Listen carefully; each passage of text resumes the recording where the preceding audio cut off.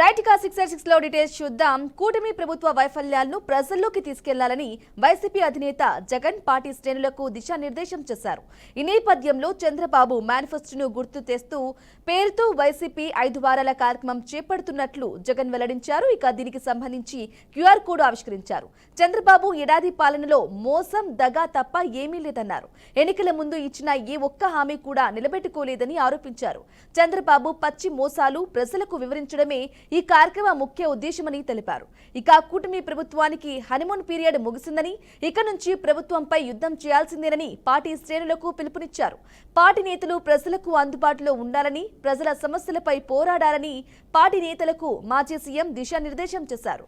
ఇదే విషయానికి సంబంధించి పూర్తి సమాచారం మా ప్రతినిధి నాయుడు అందిస్తారు. నాయుడు, 2024 ఎన్నికల తర్వాత ఓటమి పాలైనటువంటి వైఎస్ జగన్ ఏదైతే మొత్తం మీద రాష్ట్రంలో మళ్ళీ సంచలనాలు సృష్టించేందుకు, అదేవిధంగా మళ్ళీ రాజకీయంగా బలపడేందుకు అయితే కనుక నానా ప్రయత్నాలు చేస్తున్నట్టుగానే మనకి కనిపిస్తుంది. ఎందుకంటే ఇప్పుడు మనం చూస్తున్నట్టయితే కనుక 1 సంవత్సర కాలం పాటు ప్రభుత్వానికి ఏదైతే హనీమూన్ పీరియడ్ ముగిసిందో ఈ నేపథ్యంలోనే మళ్ళీ మనం దీనిపై అయితే పోరాటాలు ఖచ్చితంగా చెయ్యాలి అంటూ కూడా వైఎస్ జగన్ దిశానిర్దేశం చేసే ప్రయత్నం అయితే చేస్తున్న పరిస్థితి ఉంది. ఈరోజు వైసీపీ కేంద్ర కార్యాలయంలో ఏర్పాటు చేసినటువంటి ఏదైతే కార్యకర్తలను ఉద్దేశించి మొత్తం పూర్తి స్థాయిలో అయితే మొత్తం మాట్లాడిన పరిస్థితి మనకి కనిపిస్తుంది. ప్రధానంగా చూసుకున్నట్టయితే కనుక ఏదైతే గత ఎన్నికల్లో చంద్రబాబు అదేవిధంగా కూటమి ప్రభుత్వం సంబంధించి కూటమిలో ఉన్నటువంటి నేతలకు సంబంధించి వీళ్ళు ఇచ్చినటువంటి హామీలు కావచ్చు, వారు ఇచ్చిన మేనిఫెస్టో కావచ్చు, మేనిఫెస్టోలో ప్రకటించిన అంశాలపై కూడా పూర్తి స్థాయిలో దీనన్నింటిపై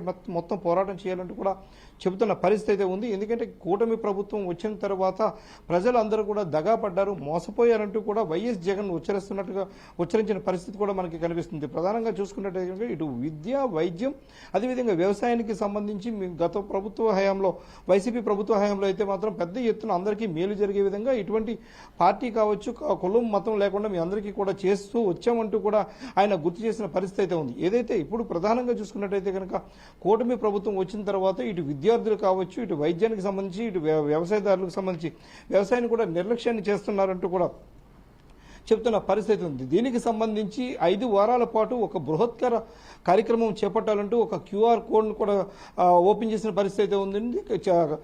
చంద్రబాబుని కాల్ బ్యాక్ చేయాలని, అదేవిధంగా చూస్తే కనుక చంద్రబాబు తాలూకా ఏదైతే ఇచ్చిన హామీలు ఏవైతే ఉన్నాయో అవన్నీ కూడా గుర్తు చేస్తూ కూడా వీటిని దీనికి సంబంధించి 5 వారాల పాటు బృహత్తర కార్యక్రమం చేపట్టాలని, దీనికి సంబంధించి ప్రజల్లో వెళ్లేందుకు కూడా ఒక క్యూఆర్ కోడ్ను కూడా ఏర్పాటు చేసిన పరిస్థితి ఉంది. ప్రతి ఇంటి వద్దకు వెళ్ళి ఈ క్యూఆర్ కోడ్ను స్కాన్ చేసినట్టయితే కనుక గతంలో చంద్రబాబు కావచ్చు, అదేవిధంగా కూటమిలో ఉన్నటువంటి ఇటు జనసేనకు సంబంధించి డిప్యూటీ సీఎం పవన్ కళ్యాణ్ సంబంధించి ఏదైతే జాయింట్గా సైన్ చేసినటువంటి ఒక బాండ్ పేపర్ లాంటివి ఏదైతే ఇచ్చారో దానిలో ఏ అంశాలను ప్రస్తావించారో ఆ అంశాలకు సంబంధించి ఎందుకు నెరవేర్చలేకపోయారంటూ కూడా ఇక్కడ వెంటనే కూడా దీనిపై అయితే మొత్తం అంతా కూడా ఇందులో డేటా వచ్చే విధంగా కూడా మొత్తం అంతా కూడా చూపిస్తున్నటువంటి పరిస్థితి కూడా మనకి కనిపిస్తుంది. ఏదైతే చంద్రబాబు ప్రభుత్వం అయితే మాత్రం పూర్తి స్థాయిలో ప్రజలను మోసం చేసేందుకు నానా ప్రయత్నాలు చేస్తుందని, అదేవిధంగా చూసుకున్నట్టయితే కనుక ఎక్కడ కూడా చంద్రబాబు కూడా ఇచ్చిన హామీలు నిలబెట్టుకునే పరిస్థితి లేకపోయిందంటూ కూడా చెప్తున్న పరిస్థితి ఉంది. ప్రధానంగా చూసుకున్నట్టయితే సంవత్సర కాలం పాటు పూర్తయిందని, కేవలం ఇది ఒక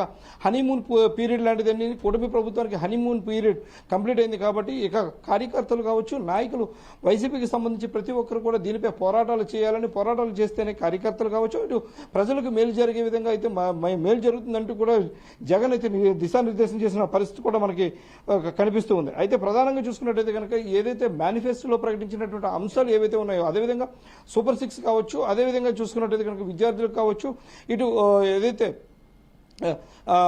ఉద్యోగాలకు సంబంధించి ప్రతి సంవత్సరం కూడా ఉద్యోగాలు కల్పిస్తున్నట్టు ఇదే సంబంధించి, అదేవిధంగా చూసుకున్నట్టయితే కనుక ప్రతి ఆడబిడ్డకు కూడా 18,000 రూపాయలు, అంటే ప్రతి నెల కూడా 1,500 రూపాయలు ఇస్తానంటూ కూడా ఇచ్చినటువంటి హామీ కావచ్చు, అదేవిధంగా మహిళలకు బస్సు సౌకర్యం కావచ్చు, అది వీటికి సంబంధించి మొత్తం ప్రతి ఒక్క అంశాన్ని కూడా కూలంకషంగా కూడా మొత్తం ఏవేవైతే హామీలు ఇచ్చారో వీటిని అన్నింటినీ కూడా పూర్తిగా మర్చిపోయారు. కాబట్టి అది ఏదైతే మేనిఫెస్టో ఏదైతే ఉందో ఆ మేనిఫెస్టోని పూర్తిగా గుర్తు చేసే విధంగా ఉంటుందంటూ కూడా చెప్తున్న పరిస్థితి ఉంది. అయితే ఈ 5 వారాల పాటు ఈ కార్యకర్తలందరూ కూడా ఈ కార్యక్రమాన్ని, వైసీపీ కార్యకర్తలందరూ కూడా ఈ కార్యక్రమాన్ని ఖచ్చితంగా ప్రజల్లోకి వెళ్లాలని, అదేవిధంగా చూసుకున్నట్టయితే కనుక ఈ విధంగా కూడా వైసీపీ బలపడుతుందంటూ కూడా జగన్ అయితే కనుక ఉద్బోధన చేస్తున్న పరిస్థితి కూడా మనకి కనిపిస్తూ ఉంది. Right Naidu, thank you for the updates. భారతదేశ చరిత్రలోనే చీకటి అధ్యాయంగా మిగిలిపోయిన ఎమర్జెన్సీ విధించి నేటితో 50 ఏళ్లు పూర్తయ్యాయి. సరిగ్గా 50 ఏళ్ల క్రితం 1975 జూన్ 25వ తేదీన అప్పటి ప్రధాని ఇందిరాగాంధీ సిఫార్సు మేరకు నాటి రాష్ట్రపతి ఫఖరుద్దీన్ అహ్మద్ దేశంలో ఎమర్జెన్సీని విధిస్తున్నట్లు ప్రకటించారు. దాదాపు 21 నెలల పాటు అంటే 1977 మార్చి 21 దాకా కొనసాగింది. రాజకీయ నాయకులు, ఆందోళనకారులు వేలాది మంది జైళ్ల పాలయ్యారు. పత్రికా ప్రపంచ సైతం స్వేచ్ఛగా పనిచేయలేదు. ఇందిరాగాంధీ ఇష్టాలకు అనుగుణంగా నిబంధనలను మార్చివేశారు. ఫలితంగా దేశవ్యాప్తంగా ప్రజా ఆందోళనలు చెలరేగాయి. ఈ చేదు జ్ఞాపకాలను గుర్తు చేస్తూ కేంద్ర ప్రభుత్వం ఈ రోజు సంవిధాన్ హత్య దివాస్గా పలు కార్యక్రమాలకు పిలుపునిచ్చారు. ఇక దీనిపై మరింత సమాచారాన్ని మా ప్రతినిధి రాజు అందిస్తారు. రాజు, దేవిక, భారతదేశ చరిత్రలో అత్యంత చీకటి అధ్యాయంగా మిగిలిపోయింది అప్పట్లో విధించినటువంటి ఎమర్జెన్సీ అని చెప్పొచ్చు. ప్రధానంగా భారత్ లో ఎమర్జెన్సీ విధించి సరిగ్గా 50 ఏళ్లు పూర్తయినటువంటి సందర్భంలో కేంద్ర ప్రభుత్వం మాత్రం ఈ అంశానికి సంబంధించి చీకటి అధ్యాయంగా పేర్కొంటూ ప్రస్తుతం సంవిధాన్ హత్యా దివస్ అనేటటువంటి కార్యక్రమానికి పిలుపునిచ్చింది.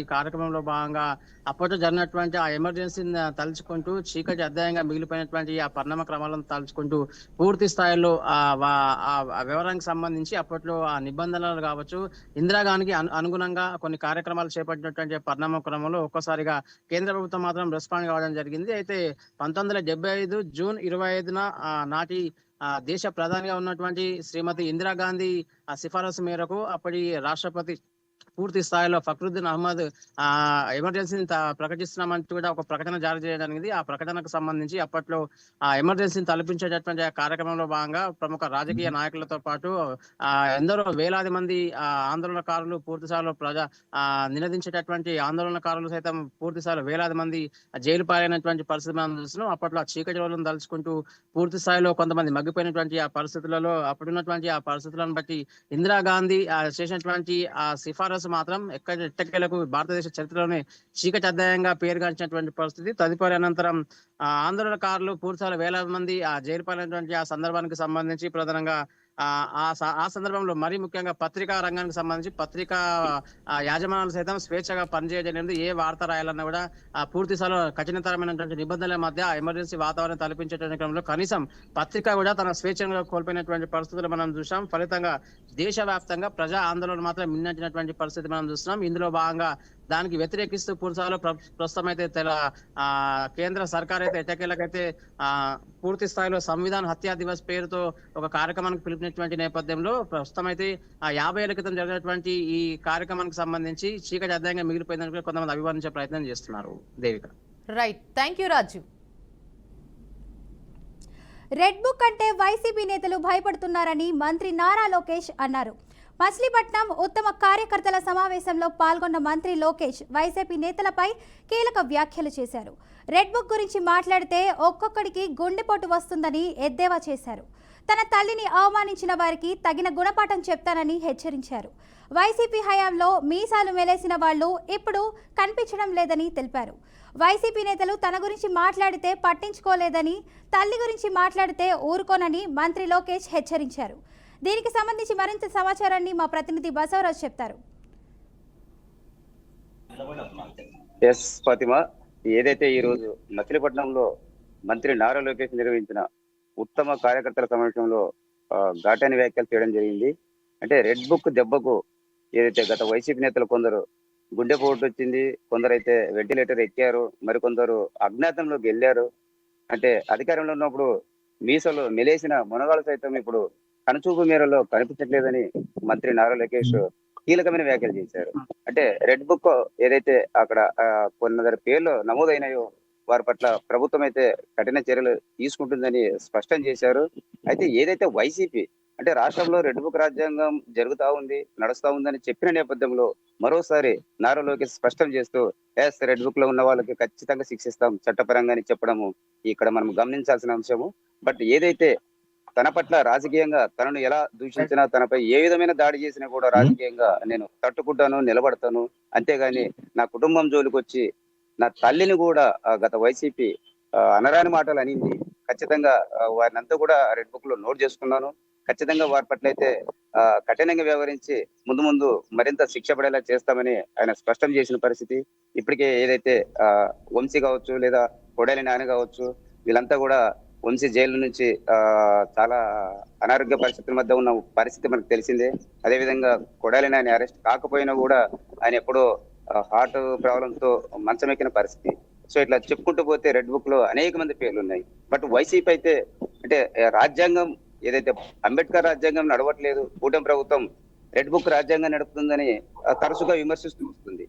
అయితే రెడ్ బుక్ ఏదైతే రాజ్యాంగబద్ధంగానే రెడ్ బుక్ ఉంది, రెడ్ బుక్ అడ్డదిడ్డంగా నడవట్లేదు. ఖచ్చితంగా అంబేద్కర్ రాజ్యాంగాన్ని అనుసరిస్తూ ఏదైతే గతంలో అధికార దాహంతో లేదా అహంకారంతో కూటమి లేదా తెలుగుదేశం పార్టీ పైన కానీ తెలుగుదేశం నాయకుల పట్ల అమానుషంగా ప్రవర్తించి జైలుకి పంపిన దాఖలాలు ఉన్నాయి. అంటే రూల్స్ కి విరుద్ధంగా నిబంధనలను తృణీకరించి చేసిన నేపథ్యంలో కొందరి పేర్లు మేము నోట్ చేయడం జరిగింది. అందులో భాగంగానే ఇప్పుడు మేమైతే దురహంకారంతో లేదా చట్టానికి విరుద్ధంగా నడుచుకోవట్లేదు. ఖచ్చితంగా అయితే చట్ట పరిధిలోనే గతంలో వైసీపీ చేసిన నేతల యొక్క పని పడతాం, ఖచ్చితంగా వారిని శిక్షిస్తాం, జైలుకి పంపిస్తామని మంత్రి నారా లోకేష్ మరో స్పష్టం చేశారు. అంటే ముందు కూడా ఏదైతే వైసీపీ నేతలు అదైతే మొన్న చేసిన ధర్నా కార్యక్రమం కావచ్చు లేదా జగన్ పర్యటన కావచ్చు, ఈ నేపథ్యంలో అంటే రాజారెడ్డి రాజ్యాంగం తెస్తామని వాళ్ళైతే ఏదైతే మాట్లాడిన పరిస్థితులు, అదేవిధంగా ఒక కార్యకర్త లేదా అభిమాని చనిపోయిన పరిస్థితులు, ఈ నేపథ్యంలో అంటే శాంతి భద్రతకు విఘాతం కలిగించిన లేదా ప్రభుత్వాన్ని అస్థిరతకు గురి చేసే ప్రయత్నం చేసినా కూడా సహించేది లేదని చంద్రబాబు కావచ్చు, పవన్ కళ్యాణ్ లేదా నారా లోకేష్ వీళ్ళందరూ కూడా చెప్తున్న పరిస్థితి. అయితే మరోమారు ఏదైతే రెడ్ బుక్ గురించి అంటే ఈ రోజు మచిలీపట్నంలో జరిగిన కార్యకర్తల సమావేశంలో నారా లోకేష్ మరోసారి స్పష్టం చేశారు. ఖచ్చితంగా అయితే అంటే రాజకీయాన్ని రాజకీయంగా చూద్దాం, ఏదైనా ఉంటే మనం కొట్లాడొచ్చు లేదా ఒకరిపైన ఒకరు పార్టీల పరంగా దూషించుకోవచ్చు. కుటుంబ సభ్యులు అంటే మహిళలు కావచ్చు, తల్లి కావచ్చు, పిల్లం కావచ్చు, ఇలా ఆడవాళ్ళ పట్ల అసభ్యంగా ఏదైతే సోషల్ మీడియా వేదిక కావచ్చు లేదా నోటుకొచ్చినట్లు మాట్లాడడం అయితే చాలా దారుణ విషయం. ఈ విషయంలో అయితే మేము సహించలేదు. ఖచ్చితంగా చట్టపరమైన చర్యలు తీసుకుంటాం. చట్టం అంటే ఏమీ లేదా కూటమి ప్రభుత్వం యొక్క పనితనం మీద చూపిస్తామని చెప్తున్న పరిస్థితి. ఫాతిమా, ఇక మిగిలిన అప్డేట్ చూద్దాం. జూబ్లీ హిల్స్ ఉప ఎన్నికల్లో పోటీ చేస్తున్నాం, గెలుస్తున్నామని టీపీసీసీ చీఫ్ మహేష్ కుమార్ గౌడ్ అన్నారు. ఎమ్మెల్యే చనిపోతే ఆ కుటుంబానికి సీటు వదిలేసే ఆనవాయితీ ఉండేదని, కానీ కేసీఆర్ దాన్ని బ్రేక్ చేశారని మహేష్ కుమార్ గౌడ్ తెలిపారు. జూబ్లీహిల్స్ ఎన్నికల్లో కాంగ్రెస్ అభ్యర్థి గెలవబోతున్నారని టీపీసీసీ చీఫ్ స్పష్టం చేశారు. కాంగ్రెస్ 18 నెలల పాలన గోల్డెన్ పీరియడ్ అని అన్నారు. బీసీ రిజర్వేషన్ల విషయంలో బీజేపీ నేతలు నోరు మెదపడం లేదని ఆరోపించారు. రాబోయే స్థానిక ఎన్నికలు జూబ్లీహిల్స్ ఉప ఎన్నికకు పార్టీని సన్నద్ధం చేసేలా పార్టీ పలు కీలక నిర్ణయాలు తీసుకుంటుందని మహేష్ కుమార్ గౌడ్ స్పష్టం చేశారు. రైట్, ఇక ఇదే విషయానికి సంబంధించి పూర్తి సమాచారం మా ప్రతినిధి శ్రీనివాస్ అందిస్తారు. శ్రీనివాస్,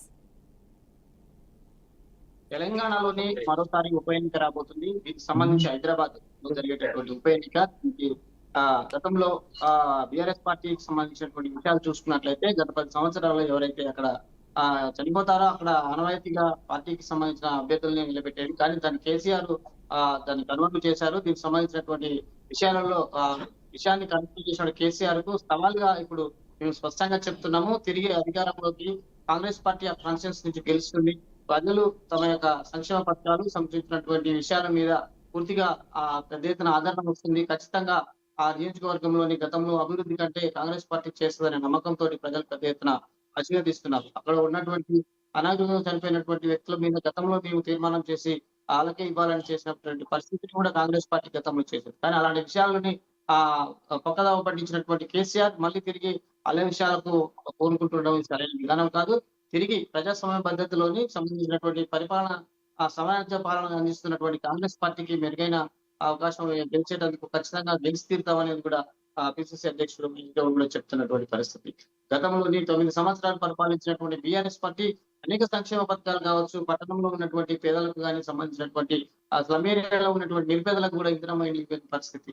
గతంలో పోల్చుకున్నట్లయితే సంవత్సరాల కాలంలోని అనేక సంక్షేమ పథకాలు ముందుకు తీసుకెళ్తున్నటువంటి కాంగ్రెస్ ప్రభుత్వం తిరిగి ప్రజా ప్రయోజనాల కొరకు అనేక సంక్షేమ పథకాలు, రైతు సంబంధించినటువంటి రుణాలే కావచ్చు, సంబంధించినటువంటి ఇందిరా మిల్లు ఇప్పటికే ప్రతి గ్రామీణ ప్రాంతంలో ప్రతి నియోజకవర్గానికి కూడా 3000 ఇల్లు పంపిణీ కూడా చేస్తున్నట్టు కూడా చెప్పారు. దీని విషయాన్ని చూసుకొని ప్రజల్లోని పెద్ద ఎత్తున కాంగ్రెస్ పార్టీ వైపు మొగ్గు చూపుతున్నారు. ఈ నియోజకవర్గంలోని హిల్స్ జరిగినటువంటి నియోజకవర్గంలో ఖచ్చితంగా కాంగ్రెస్ పార్టీ గెలిచి తీరుతుంది, అభ్యర్థిని కూడా నిలబెడతామని కూడా ఖచ్చితంగా కాంగ్రెస్ పార్టీ పిసిసి అధ్యక్షుడు కూడా మహేష్ గౌడ్ చెప్పడం జరిగింది. ఇది తెలంగాణలోని గత కొంతకాలంగా జరుగుతున్నటువంటి ఆనవాయితీని విచ్ఛిన్నకరం చేసినటువంటి బీఆర్ఎస్ పార్టీకి ఇది ఒక చెట్టుగా ఉంటుంది. తిరిగి ఎవరైతే అక్కడ నియోజకవర్గం ఖాళీ అయిందో ప్రజాస్వామ్య పద్ధతిలో ఓట్లకు నిర్వహిస్తూ పూర్తి స్థాయిలోని కాంగ్రెస్ పార్టీ గెలవడానికి ప్రజలు కూడా పెద్ద ఎత్తున ప్రమాదం పడుతున్నారని మహేష్ గౌడ్ చెప్తున్న పరిస్థితి.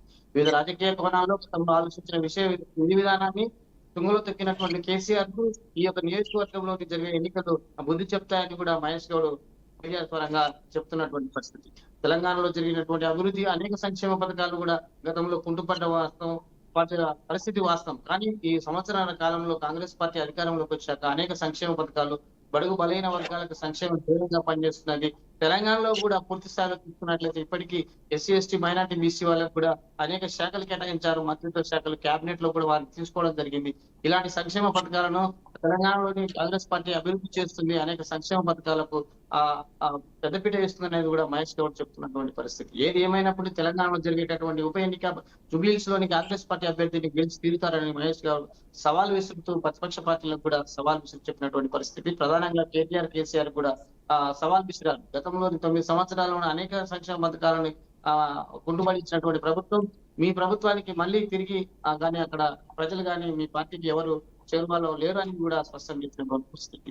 ఏది ఏమైనప్పటికీ తెలంగాణలోని ప్రజల యొక్క సంక్షేమం బడుగు బలహీన అభివృద్ధి ధ్యేయంగా కాంగ్రెస్ పార్టీ పనిచేస్తుంది. జాతీయ స్థాయిలో కూడా కాంగ్రెస్ పార్టీ మెరుగుపరచడానికి కూడా బడుగుపడుతున్న వర్గాల సంక్షేమం చేస్తున్నాయని కూడా మహేష్ గౌడ్ తేల్చి చెప్పినటువంటి పరిస్థితి. ఇది తెలంగాణలో జరిగినటువంటి ఉప ఎన్నికలకు సంబంధించినటువంటి తాజా సమాచారం. Right Srinivas, thank you for the updates. CM Revanth వ్యాఖ్యలకు ఎమ్మెల్సీ కవిత కౌంటర్ ఇచ్చారు. తెలంగాణ జాగృతి ఆధ్వర్యంలో పోస్ట్ కార్డు ఉద్యమానికి శ్రీకారం చుట్టిన కవిత కాంగ్రెస్ సర్కార్పై విమర్శలు గుప్పించారు. చంద్రబాబును పిలిచి హైదరాబాద్ బిర్యానీ పెట్టి గోదావరి నీళ్లను గిఫ్ట్గా ఇచ్చారని ఆరోపించారు. కేసీఆర్ ఏనాడు తెలంగాణ ప్రయోజనాలను తాకట్టు పెట్టలేదని అన్నారు. కేసీఆర్ గురించి ఒరిజినల్ కాంగ్రెస్ నేతలకు బాగా తెలుసన్నారు. అసెంబ్లీ సమావేశాలలో 6 గ్యారంటీల అమలు, మహిళలకు కాంగ్రెస్ చేసిన మోసంపై చర్చిద్దామని సీఎం రేవంత్ రెడ్డికి కవిత సవాల్ విసిరారు. బీసీలకు 42% రిజర్వేషన్లు కల్పించకుండా ఎన్నికలకు వెళ్తే ఉద్యమం మరింత ఉధృతం చేస్తామని ప్రభుత్వాన్ని హెచ్చరించారు. ఇక దీనిపై మరింత సమాచారాన్ని మా ప్రతినిధి రాజేంద్ర అందిస్తారు. రాజేంద్ర. Thank you. మాజీ సీఎం కేసీఆర్ తనయ ఎమ్మెల్సీ కల్వకుంట్ల కవిత గత 2 నెలలుగా తన కార్యకలాపాలలో వేగం మరింతగా పెంచారు. తెలంగాణ రాజకీయాల్లో తనదైన ముద్ర వేసుకునేందుకు వివిధ కోణాల నుంచి ఆమె ప్రయత్నిస్తున్నట్టుగా కనిపిస్తుంది. ప్రధానంగా రాష్ట్ర ముఖ్యమంత్రి రేవంత్ రెడ్డి చేసిన తాజా వ్యాఖ్యలను ఆమె తీవ్రంగా ఖండించడంతో పాటు కాంగ్రెస్ ప్రభుత్వంపై తీవ్ర స్థాయిలో విమర్శలు గుప్పించారు. అసెంబ్లీ సమావేశాలు నిర్వహిస్తే ఎన్నికల సమయంలో ఇచ్చిన హామీలను నిలదీయడంతో పాటు మహిళలను మోసం చేసిన అంశంపై కూడా చర్చిద్దామని కవిత రేవంత్ రెడ్డికి సవాల్ విసిరిన పరిస్థితుంది. ప్రధానంగా స్థానిక సంస్థలకు వెళ్లే ముందు మాత్రం 42% బీసీలకు రిజర్వేషన్ కల్పించిన తర్వాతనే ఎన్నికలు వెళ్లాలని, లేని పక్షంలో పెద్ద ఎత్తున ఉద్యమాలు నిర్వహిస్తామని కూడా కవిత చెప్తున్న పరిస్థితుంది. ఇప్పటికే ప్రజా సమస్యల పరిష్కారం, ప్రభుత్వం అమలు చేయని సమస్యలు, ఎన్నికలు ఇచ్చిన హామీలు తదితర అంశాలపై పోస్ట్ కార్డు ఉద్యమానికి జాగృతి సంస్థ శ్రీకారం చుట్టింది. అయితే బీఆర్ఎస్ తరఫున ఎమ్మెల్సీగా కవిత కొనసాగుతున్నప్పటికీ ప్రస్తుతం మాత్రం జాగృతి ఆధ్వర్యంలో ఆమె ప్రజా ఆందోళన కార్యక్రమం నిర్వహిస్తున్నారు. ఇటీవలనే భద్రాచలం ఏరియాలో పర్యటించి తెలంగాణ చెందిన 5 గ్రామాలు ఆంధ్రాలో విలీనం చేసిన అంశాన్ని ప్రస్తావిస్తూ ఆంధ్రాలో విలీనమైన 5 గ్రామాలు తిరిగి తెలంగాణకు తీసుకురావాలని, ఈ అంశంపై ముఖ్యమంత్రిపై ఒత్తిడి తెచ్చేందుకు కూడా ఉద్యమాలు నిర్వహించాలని జాగృతి కార్యకర్తలకు కవిత దిశానిర్దేశం చేసిన పరిస్థితుంది. ఏదేమైనా గత 2 నెలలుగా మాత్రం రాజకీయంగా ఎమ్మెల్సీ కవిత దూకుడు పెంచి ప్రజా ఉద్యమాలు నిర్వహించే దిశలో ప్రయత్నాలు కొనసాగిస్తున్నారు. ప్రధానంగా ప్రభుత్వంపై మాత్రం గురిపెట్టి సమస్యల పరిష్కారం, హామీల అమలు తీరుపై మాత్రం గొంతెత్తి ఆందోళన కార్యక్రమాలు చేపట్టేందుకు కవిత సన్నద్ధమవుతున్న పరిస్థితుంది. దీనికి జాగృతి కార్యకర్తలే ఆమె వెంట ఉంటారా, బీఆర్ఎస్ క్యాడర్ కూడా ఉంటుందనేది కూడా ఒక సందిగ్ధ పరిస్థితి నెలకొంది. Thank you Rajendra. మేడ్చల్ జిల్లా జీడిమెట్ల పోలీస్ స్టేషన్ పరిధిలో సంచలనం సృష్టించిన అంజలి హత్య కేసును పోలీసులు కేవలం 24 గంటల్లో ఛేదించారు. ప్రేమ వ్యవహారానికి అడ్డు వస్తుందన్న కారణంతో ప్రియుడు అతని సోదరుడితో కలిసి 10వ తరగతి చదువుతున్న కుమార్తె హత్య చేసిందని బాలానగర్ డీసీపీ సురేష్ కుమార్ వెల్లడించారు. ప్రేమ వ్యవహారాన్ని తల్లి అంజలి వ్యతిరేకిస్తూ వచ్చిందని, ఈ క్రమంలో కొన్ని నెలలుగా తల్లి కూతుళ్ల మధ్య తరచూ గొడవలు జరుగుతున్నాయని డీసీపీ వివరించారు. అయితే తల్లి వేధింపుల వల్లే కూతురు ఈ పని చేస్తుందన్నారు. చున్నీతో అంజలి గొంతు నులిమి తలపై బలంగా కొట్టి హత్య చేసినట్లు పోలీసులు దర్యాప్తులో తేలిందని డీసీపీ వివరించారు. దీనికి సంబంధించి మా ప్రతినిధి మరింత ఇన్ఫర్మేషన్ ఇస్తారు సల్మాన్. Thank you. జీడిమెట్ల జరిగిన అంజలి హత్య కేసులో మాత్రం సంచలన విషయాలైతే బయటకు వచ్చాయి. ఒక మైనర్ బాలిక ఆ ఇన్స్టాగ్రామ్ లో పరిచయమైన శివతో తన తల్లిని హత్య చేసేందుకు గత కొన్ని రోజుల నుండి ప్లాన్ చేస్తుందని తన చెల్లి అయితే ఆరోపించింది. ఖచ్చితంగా దీనికి సంబంధించి ఆ యొక్క ఎవరైతే హత్యకు ప్లాన్ చేశారో దానికి సంబంధించి అంజలి కూతురు అంటే మొదటి భర్త కూతురు అని మనకు సమాచారం ఉంది. ఆ యొక్క మొదటి భర్త చనిపోవడంతో తర్వాత రెండో వివాహం చేసుకున్న తర్వాత ఆ యొక్క తల్లి వేధింపులు అనేకంగా వేధించి కొంత ఇబ్బంది గురి చేసేదైతే ఆరోపణలు అయితే వినిపిస్తున్నాయి. ఈ యొక్క హైదరాబాద్ లో ఎవరైతే అంజలి సాంస్కృతిక కళాకారిణి, తను ఆ యొక్క ఉద్యోగరీత్యా హైదరాబాద్ లో జీవనం కొనసాగిస్తుంది. ఆ బాలిక 10వ తరగతి చదివే క్రమంలో ఎప్పటికీ మొబైల్లో ఇన్స్టాగ్రామ్ లో పరిచయమైన శివ అనే వ్యక్తితోటి కొంత ప్రేమ వ్యవహారం అయితే నడిచింది. ఖచ్చితంగా తల్లి నన్ను ఎప్పటికీ వేధిస్తుంది, నీకు నాకున్న రిలేషన్ బయటపడిందని నన్ను వేధిస్తున్న క్రమంలో ఎట్టి పరిస్థితుల్లో తన తల్లిని చంపాలని శివతో ఆ యొక్క ప్లాన్ కైతే ప్లాన్ చేస్తుంది. ఖచ్చితంగా మనం చూసుకున్నట్లయితే ఇటీవల కాలంలో ఆ యొక్క ఎవరైతే ఆ యొక్క మైనర్ బాలిక ఉందో ఇంట్లోకి వెళ్ళి బయటకు శివతోని బయటకు వెళ్ళింది.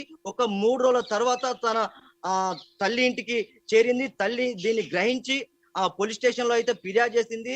నా యొక్క కూతురు మిస్సింగ్ అయింది అనే విషయంతో ఈ యొక్క మొత్తానికి ఎట్టి పరిస్థితుల్లో నాకు లేదా ఆ మైనర్ బాలిక కొంత ఇబ్బంది కలుగుతుంది, లేక శివ మీద కొంత అనుమానంతో ఖచ్చితంగా మా ఇద్దరికి కొంత ఇబ్బందులు కలుగుతాయని హత్య మొత్తానికైతే తెలుగు రాష్ట్రాల్లో సంచలనం రేగింది. దీనికి సంబంధించి ఖచ్చితంగా మనం చూసుకున్నట్లయితే ఈ యొక్క మైనర్ బాలిక ఎవరైతే ఉన్నారో తను హత్య చేసిన తర్వాత చెల్లి ట్యూషన్ కి వెళ్ళొచ్చే క్రమంలో తన చెల్లి కూడా ఆ యొక్క తల్లిని చూసే క్రమంలో బ్రతికున్న ఆ యొక్క తల్లిని చూసి బోర్న విలపించింది. ఖచ్చితంగా ఎవరికి చెప్పొద్దు, మనం 108 కు ఫోన్ చేద్దామని తన చెల్లిని అయితే మభ్యపెట్టింది.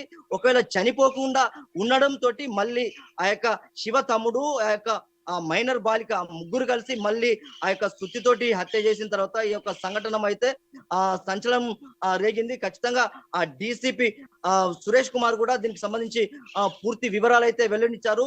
అక్కడ నుండి నేరుగా అంజలి స్వగ్రామమైన మహబూబాద్ జిల్లా ఇనుగుర్తి మండల కేంద్రంలో ఈ రోజు అంత్యక్రియలు అయితే జరిగాయి. అంత్యక్రియలో కూడా చాలా మంది సంస్కృతి కళాకారులు లేకుంటే వాళ్ళ బంధువులు పెద్ద ఎత్తున తరలి వచ్చి అంత్యక్రియలు అయితే చేశారు. ఖచ్చితంగా తన చెల్లి లేక తన బంధువులు ఖచ్చితంగా ఎవరైతే హత్య చేశారో వారికి ఖచ్చితంగా శిక్ష పడాలి, ఖచ్చితంగా వారికి ఉరిశిక్ష పడాలని అయితే కొంత సంచలనమైన వ్యాఖ్యలు అయితే చేశారు.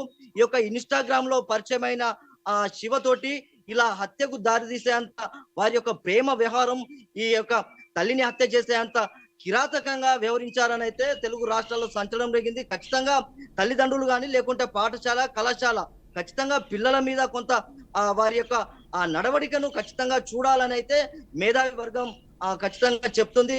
ఇలాంటి ఈ యొక్క మొబైల్ కానీ లేకుంటే ఇన్స్టాగ్రామ్ కానీ స్కూల్లో కానీ కాలేజీలో కానీ ఖచ్చితంగా వారి యొక్క నడవడికను తల్లిదండ్రులు లేకుంటే పాఠశాల కళాశాల ఆ యొక్క ప్రిన్సిపాల్ కానీ లేకుంటే అధ్యాపకులు అని ఖచ్చితంగా వారి మీద వారి యొక్క నడవడిక మీద ఖచ్చితంగా నిఘా పెట్టాలి. అలాంటి వారిని కొంత హెచ్చరించాలి.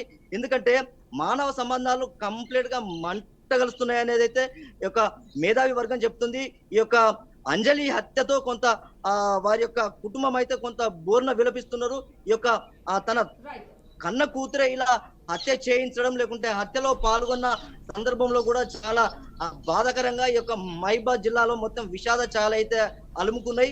ఈ యొక్క సాంస్కృతిక కళాకారులు కూడా పెద్ద ఎత్తున తరలి వచ్చి అంజలికి అయితే నివాళులు అర్పించారు. ఖచ్చితంగా ఈ యొక్క పోలీస్ వ్యవస్థ కూడా కొంత ఎప్పుడైతే శివను ఆ యొక్క పోలీస్ స్టేషన్ లో లేకపోతే కేసు నమోదు చేసి శివ గనుక మిస్సింగ్ కేసు పెట్టిన తర్వాత వీరి ఆ శివను ఆధీనంలో తీసుకొని వదిలాడనే ఆరోపణలు అయితే వినబడుతున్నాయి. ఖచ్చితంగా ఆ వదలడం వల్లనే నా యొక్క తల్లి హత్యకు గురైందని అయితే తన కూతురు ఆరోపిస్తుంది. ఖచ్చితంగా ఇలాంటి సంఘటనలు పునరావృతం కాకుండా తల్లిదండ్రులు కానీ లేకుంటే ఆ పాఠశాల లేకుంటే కళాశాల అధ్యాపకులు అయితే కొంత వారి యొక్క నడవడికను చూసి ఎప్పటికప్పుడు హెచ్చరిస్తే ఇలాంటి సంఘటనలను జరగకుండా కొంత కట్టడి చేసేందుకైతే ఖచ్చితంగా ఈ యొక్క సమాజం ఒక మంచి నడవడిక ఉండాలని అయితే మేధావి వర్గం కోరుతున్నారు.